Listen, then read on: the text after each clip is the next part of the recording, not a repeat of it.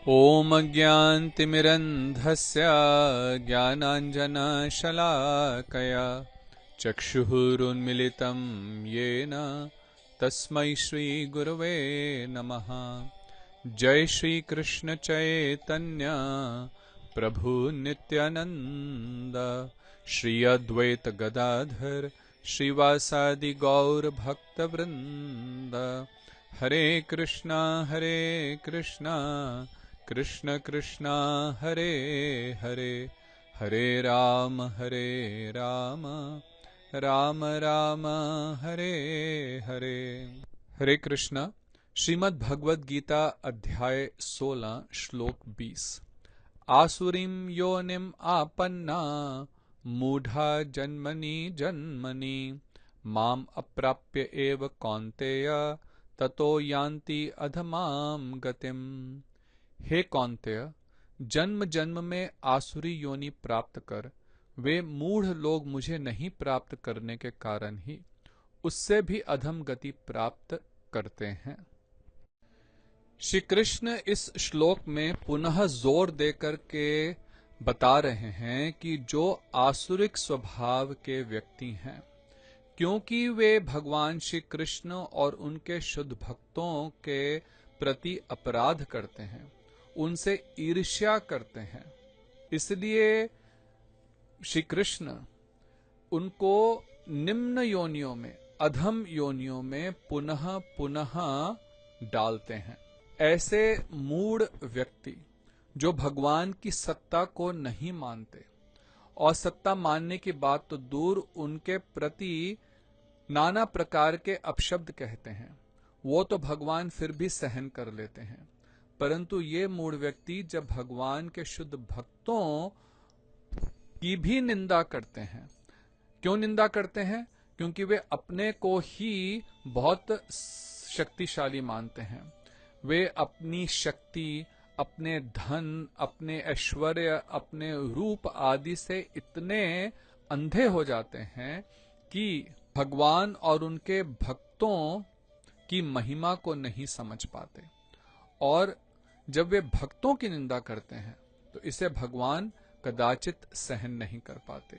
और ऐसे आसुरिक स्वभाव वाले लोगों को भगवान नाना प्रकार की अधम योनियों में पुनः पुनः डालते हैं। श्री गुरुदेव टीका में लिखते हैं कि 19वें श्लोक में श्री कृष्ण ने ऐसा कहा है कि साधु विद्वेषी, निष्ठुर एवं नराधम व्यक्तियों को मैं दुखजनक आसुरिक योनियों में निक्षेप करता हूं, अर्थात उनमें डालता हूं।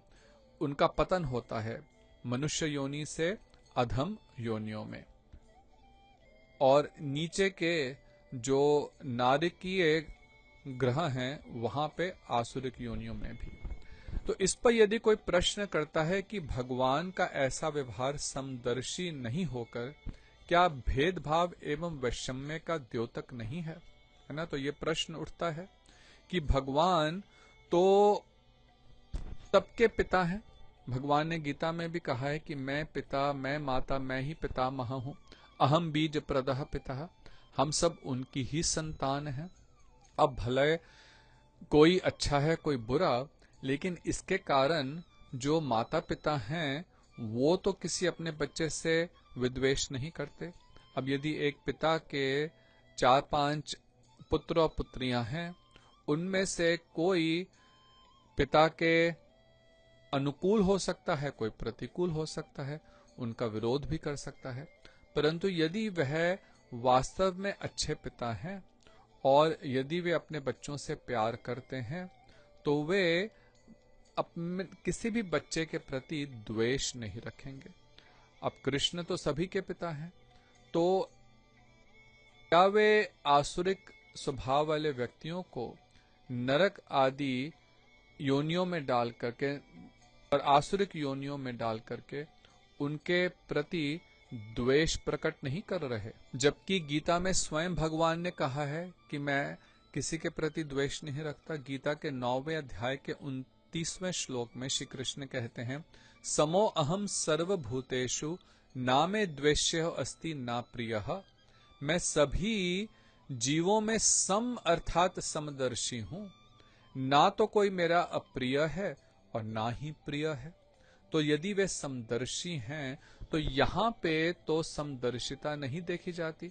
यदि वे आसुरिक व्यक्तियों को उनके द्वेष भाव के कारण, क्योंकि वे भगवान से द्वेष कर रहे हैं, और वे द्वेष कर रहे हैं तो क्या भगवान को भी उनसे द्वेष करना चाहिए, यह प्रश्न उठता है। तो यहां पे इस बात को समझेंगे कि भगवान उनसे द्वेष नहीं करते। भगवान की प्रत्येक क्रिया जो है वह हमारे भले के लिए ही है।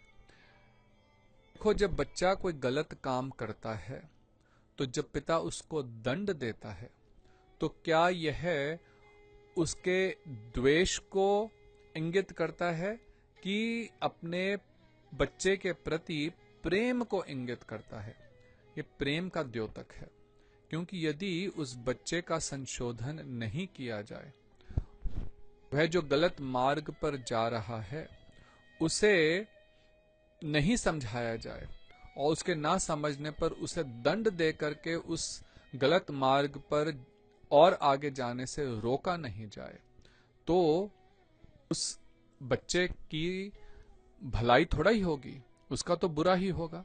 तो वास्तव में यदि पिता उससे प्रेम करता है तो वह अपने दिल पर पत्थर रख करके भी बच्चे की भलाई के लिए उससे कठोर शब्द कहेगा, उसे कुछ दंड भी देगा। श्री भक्तिवेदांत स्वामी महाराज प्रभुपाद जी टीका में लिखते हैं कि असुरों को परम अधम गति में गिराना भी उनकी करुणा का ही एक रूप है। भगवान की करुणा अलग अलग रूपों में प्रदर्शित होती है। जैसे पिता का उदाहरण दिया ना, तो पिता का क्रोध करना अथवा दंड देना यह भी प्रेम का ही द्योतक है। तो उसी प्रकार भगवान के विषय में भी हम यही समझेंगे। अब देखो, इसको थोड़ा सा और समझें। गुरुदेव कहते हैं कि ये भी तो कहा जाता है कि भगवान तो सब कुछ करने में समर्थ हैं, तो वे क्यों नहीं उनके पाप वृत्ति को दूर कर देते अथवा उनके जो दंड मिलने वाले हैं उनको क्षमा कर देते?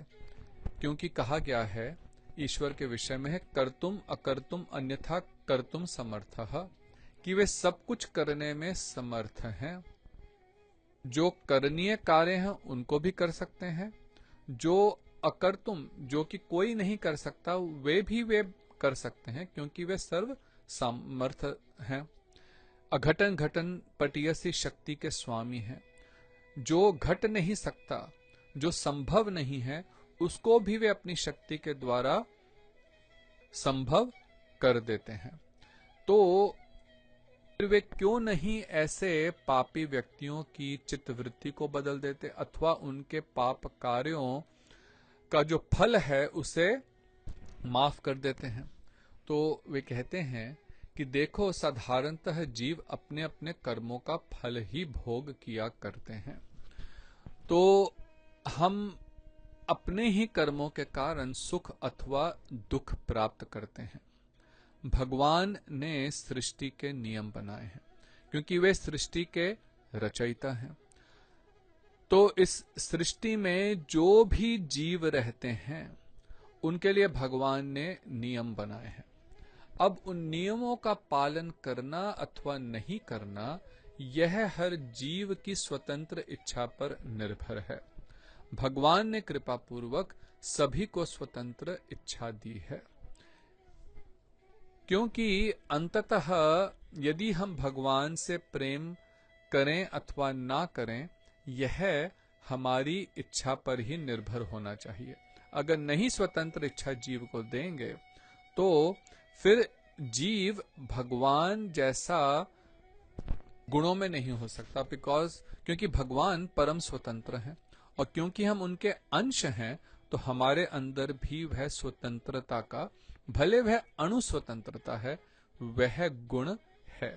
अब उस अणु स्वतंत्रता का हम सदुपयोग करते हैं अथवा दुरुपयोग करते हैं, यह हमारे ऊपर निर्भर करता है। भगवान इसमें हस्तक्षेप नहीं करते।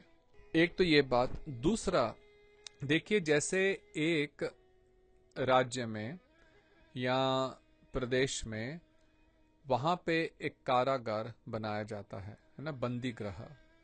अब वो इसलिए बनाया जाता है कि जो लोग उस प्रदेश के नियमों का पालन नहीं करेंगे, उस राज्य के नियमों का पालन नहीं करेंगे, उनको उस जेल में डाला जाएगा। अब इसके कई कारण हैं। एक ये कारण कि यदि गलत काम करने वालों को दंड नहीं दिया जाए जेल में डाल करके, तो दूसरे लोगों को गलत शिक्षा मिलेगी, तो वे भी गलत कार्य करेंगे। फिर तो कोई अंतर ही नहीं रहा। आप अच्छा करो बुरा करो, सब जो चाहे कर सकते हैं। उससे समाज में पूर्ण रूपेण अराजकता फैल जाएगी। तो पहले तो उन लोगों को दंड इसलिए दिया जाता है कि वे अपनी गलती को सुधारें। दूसरा कि जो समाज में दूसरे लोग रहते हैं उनको गलत इंडिकेशन नहीं मिले, उनको यह चेतावनी मिले कि भैया तुम भी गलत कार्य करोगे तो तुम्हें भी ऐसे दंड भोगना पड़ेगा। और तीसरा, समाज में शांति रहे, अराजकता ना फैले। तो उसी प्रकार से भगवान के इस महान राज्य में, संपूर्ण सृष्टि में भी इसी कारण से पाप करने वालों को दंड दिया जाता है, निम्न योनियों में जन्म मिलता है, जिससे कि बाकियों को एक तो इस बात की चेतावनी मिले कि गलत कार्य करोगे तो ऐसे दुख मिलेंगे, और गलत कार्य करने वालों को अपने पापों को भोगने का अवसर मिले, जिससे वे उन पापों से मुक्त हो सकें। और तीसरा कि समाज में अराजकता ना फैले, नहीं तो संपूर्ण सृष्टि अस्त व्यस्त हो जाएगी। तो इसलिए जो पाप योनियों में जब पतित होते हैं वे अपने ही कर्मों का फल भोग रहे हैं। इसलिए वेद भक्त और भगवान के द्रोही पापिष्ठ लोग अपने अपने कर्मों का फल भोग करने के लिए आसुरी योनि में पुनः पुनः गमन करते हैं। एक बार नहीं, पुनः पुनः। तो देखो, ये जो भक्तों के प्रति अपराध है ना, यह बहुत ही खतरनाक है। इसलिए इससे बहुत सावधान रहें। पुनः पुनः आसुरी योनियों में जाने के कारण वे अपराधों का मार्जन करने का सुयोग नहीं पाते हैं। क्यों? क्योंकि मनुष्य जीवन में किए हुए पापों एवं अपराधों का प्रायश्चित मनुष्य जीवन में ही नहीं होने से पशु पक्षी आदि अधम योनियों में गमन करने के बाद संशोधन का सुयोग नहीं होता। ये बहुत समझने वाली बात है कि देखो, जो मनुष्यों के अतिरिक्त सभी योनियां हैं वे केवल भोग योनियां हैं। उसमें आप अपने पापों का फल भोग रहे हैं, लेकिन उन पापों का और अपराधों का प्रायश्चित नहीं कर सकते। विशेष करके जो अपराध हैं उनका प्रायश्चित तो आपको मनुष्य योनि में ही करना पड़ेगा। तो इसलिए भैया इस बात को समझ लो कि इस जीवन में रहते हुए यदि कोई अपराध किया है तो उसका अभी प्रायश्चित कर लो। यदि किसी साधु संत के प्रति अपराध करा है तो उनके पास नतमस्तक होकर के उनके चरणों में गिर करके उनसे क्षमा मांगे, और फिर कभी इस प्रकार की निंदा आदि नहीं करें, और निरंतर दीनहीन होकर के हरि नाम जाप करें, तब इन अपराधों से मुक्ति प्राप्त हो सकती है। श्री मधुसूदन सरस्वती ने इस प्रसंग में लिखा है, इह एव नरक व्याधि चिकित्साम न करोति यह गत्वा निरौषधम स्थानम सरुजः किम करिष्यति। अर्थात जो व्यक्ति इस मनुष्य शरीर में ही नरक रूप व्याधि की चिकित्सा नहीं कर पाता है ना, तो नरक रूप में जाना एक रोग है। यदि इसी मनुष्य शरीर में रह करके हम उस रोग की चिकित्सा करके उससे मुक्त नहीं हो सकते, तब वह रोगी औषध विहीन स्थान में पहुंचकर क्या करेगा? अर्थात नरक में तो इस व्याधि की कोई औषधि ही नहीं है, तो वहां जाकर के तो वह केवल दुख ही भोगेगा, परंतु उस रोग से मुक्ति नहीं पाएगा। श्री विश्वनाथ चक्रवर्ती ठाकुर भी इस विषय में बहुत सुंदर रूप से समझाते हैं कि श्री कृष्ण कह रहे हैं माम अप्राप्य एव, अर्थात श्री कृष्ण कहते हैं कि वे अर्थात आसुरिक वृत्ति वाले लोग मुझे नहीं प्राप्त कर अधम योनियों में पतित होते हैं। क्यों पतित होते हैं? क्योंकि वे मुझे प्राप्त नहीं कर पाते। अपनी ईर्ष्या के कारण वे क्योंकि भगवान के प्रति समर्पित नहीं होते, भगवान और उनके भक्तों की निंदा करते हैं, इसलिए उन्हें प्राप्त नहीं कर पाते। परंतु अब देखो भगवान इन पर भी कैसे कृपा करते हैं। वे कहते हैं कि वैवस्वत मनवंतर के 28वें चतुर्युग में द्वापर के अंत में अवतीर्ण मुझ कृष्ण को ही प्राप्त होकर मेरे विद्वेषी कंस आदि भी मुक्ति प्राप्त करते हैं। तो भगवान स्वयं इस जगत में आते हैं। कब आते हैं उसका भी एक निश्चित समय है। तो आप लोगों को पहले भी हम लोग ने समझाया कि 4 युगों का एक साइकिल अथवा चक्र होता है। अभी कलयुग है, उससे पहले द्वापर, त्रेता, फिर सतयुग। तो ये मिलाकर के करीब 43,20,000 वर्ष बनते हैं। तो ये एक चतुर्युगी हुई। इस प्रकार से जब 1000 चतुर्युगी होती हैं तो ब्रह्मा जी के 12 घंटे दिन के होते हैं। इसी प्रकार उनके 12 घंटे की रात है। रात के समय तो कोई सृष्टि नहीं होती, लेकिन उनके दिन के समय इन 1000 चतुर्युगियों में सृष्टि होती है। और उस समय अलग अलग मनु जो हैं वो राजा होते हैं, सारी व्यवस्था देखते हैं। तो 14 मनु होते हैं और प्रत्येक मनु करीब 72 चतुर्युगी के लिए शासन करते हैं। तो हर मनु का अलग नाम है। तो वे वैवस्वत मनु के समय में उनके शासन के 28वें चतुर्युग के द्वापर में, उसके अंत में श्री कृष्ण स्वयं इस जगत में अवतीर्ण होते हैं और कंस, दंतवक्र, शिशुपाल आदि जो असुर हैं उनको वे स्वयं मार करके मुक्ति प्रदान करते हैं। अब कैसी मुक्ति? देखो, भक्ति मिश्र ज्ञान की परिपक्व अवस्था में जो मुक्ति प्राप्त होती है, अपार कृपा सिंधु में कंस जैसे पापी को भी वह दुर्लभ मुक्ति प्रदान करता हूं। तो जो मुक्ति योगियों को प्राप्त होती है, जो मुक्ति ऐसी भक्ति करके जो शुद्ध भक्ति तो नहीं है परंतु ज्ञान से मिश्रित है, तो ऐसी भक्ति की परिपक्व अवस्था में जो मुक्ति प्राप्त होती है वह मुक्ति भी भगवान ऐसे असुरों को प्रदान कर देते हैं। श्रीमद् भागवतम के 10वें स्कंध के 27वें अध्याय अर्थात 87th अध्याय के 23वें श्लोक में वेद जो ऋषियों का रूप बना करके आए भगवान की स्तुति को मिलने, उनके दर्शन करने के लिए कुरुक्षेत्र में और उनकी स्तुति करी, उसमें वे कहते हैं निभृत मरुन मनो अक्ष दृढ़ योग युजो हृदयन मुनयः उपासते तत् अरयो अपि ययुः समरनाथ स्त्रियः उरगेन्द्र भोग भुज दंड विषक्त धियो वयम अपीते समः समो दृशो अंघ्रि सरोज सुधाः। अर्थात हे प्रभो, मुनिगण निर्जन में वायु, मन, इंद्रिय आदि का निरोध कर दृढ़ योग युक्त होकर जिस तत्व की उपासना करते हैं, शत्रुगण ने भी आपका स्मरण कर उसी तत्व को प्राप्त किया है। तो जो कठोर तपस्या करके मुनि आदि, कैसे कठोर तपस्या, वायु, मन, इंद्रिय आदि सब को वशीभूत करके जो बहुत बहुत कल्पों तक योग तपस्या करके आपकी उपासना करके जिस प्रकार की मुक्ति को प्राप्त करते हैं, वे वही मुक्ति आपके शत्रु भी आपका स्मरण करके प्राप्त करते हैं। श्रीमद् भागवतम में नारद जी महाराज युधिष्ठिर को कह रहे हैं, गोप्य कामात भयात कंसो द्वेषात एतय आद्यो नृपः संबंधात वृष्णः स्नेहात यूयम भक्त्या वयम विभो। कि देखो कैसे भगवान को अलग अलग लोगों ने प्राप्त किया है। वे कहते हैं, मेरे प्रिय युधिष्ठिर, गोपियों ने काम भावना से अपने विशुद्ध प्रेम से कृष्ण को प्राप्त करा। उस विशुद्ध प्रेम के कारण वे निरंतर कृष्ण का चिंतन करती रहती थी और उसी प्रकार का चिंतन कंस भी करता था, परंतु प्रेम से नहीं अपितु भय एवं ईर्ष्या से।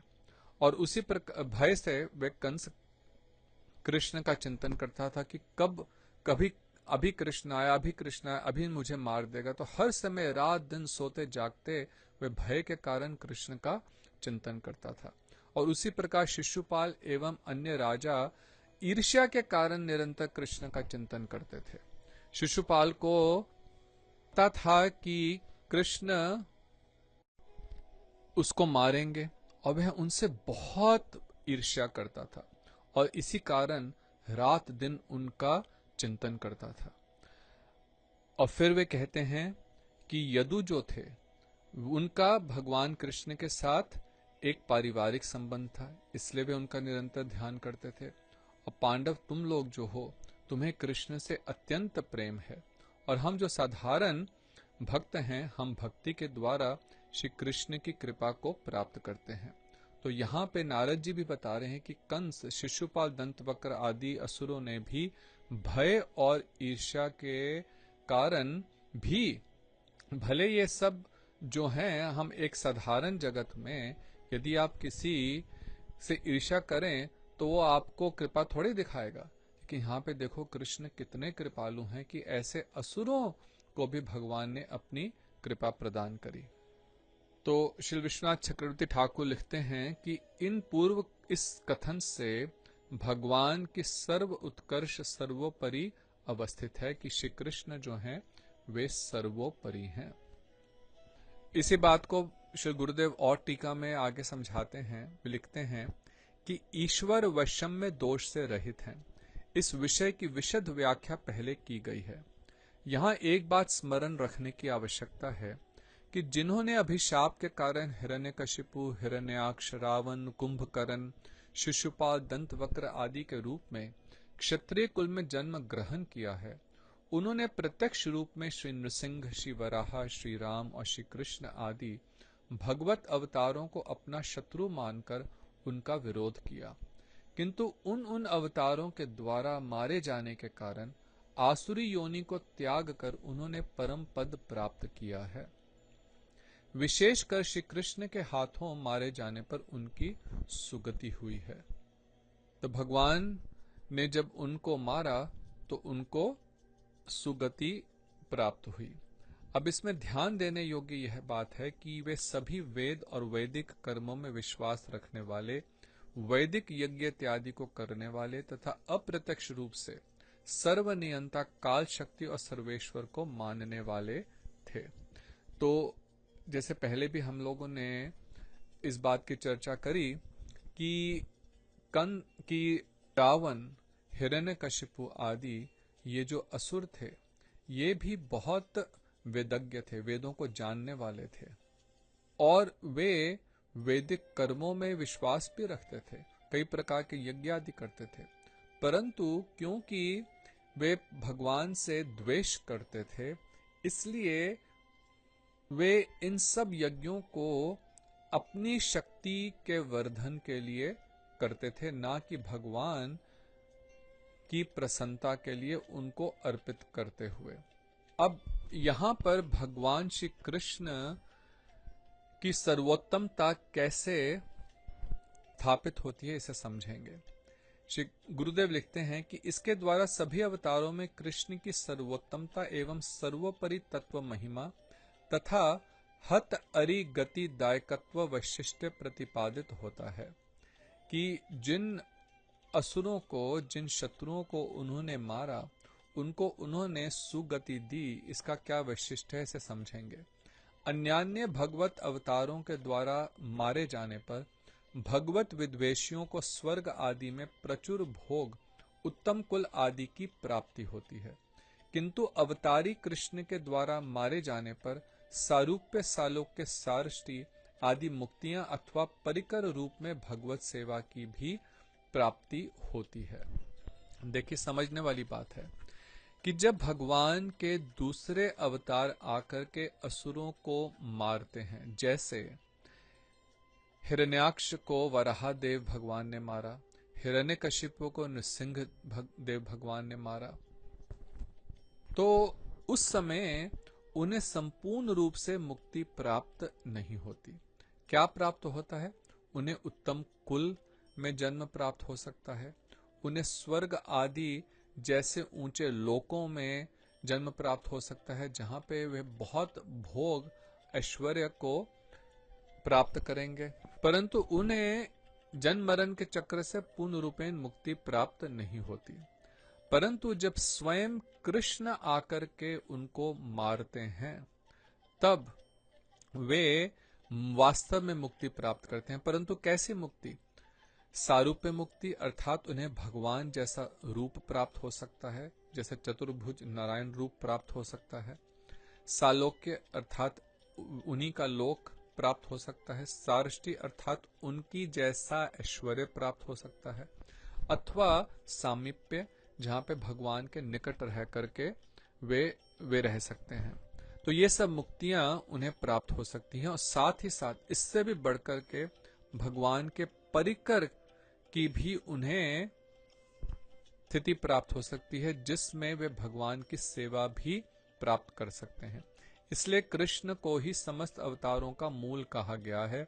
एते च अंश कलह पुंसः कृष्णस्तु भगवान स्वयं। श्रीमद् भागवतम के पहले स्कंद के 3 अध्याय में यह बहुत ही मुख्य श्लोक है कि जितने भी इन लीला अवतारों का, युग अवतारों का, पुरुष अवतारों का सबका वर्णन करा, ये सब श्री कृष्ण जो स्वयं भगवान हैं उनके अंश के अंश हैं, लेकिन श्री कृष्ण स्वयं भगवान हैं। यहां तक कि पूतना को भी उन्होंने धात्री के समान गति दी। पूतना भी आई थी, नन्हे से नवजात शिशु कृष्ण को जहर द्वारा सने हुए अपने स्तनों का पान करवा करके उन्हें मारना चाहती थी, लेकिन कृष्ण ने कृपा करके कि ये तो मुझे मैया जैसे दूध पिलाना के लिए आई है, यह सोच करके उसे भी धात्री उचित गति दी अपने गोलोक धाम में। तो भला भैया, इससे बढ़कर के कृपालु भगवान और कौन हो सकता है।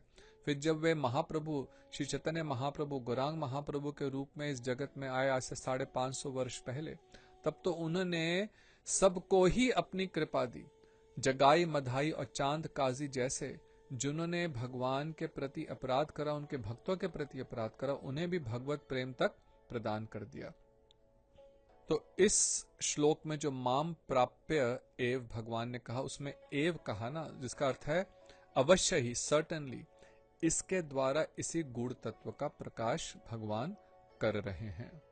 अब देखो, आसुरिक भाव से भगवान को प्राप्त करने में कोई समझदारी नहीं है, उसमें कई जन्म लग जाएंगे, बहुत कष्ट मिलेगा।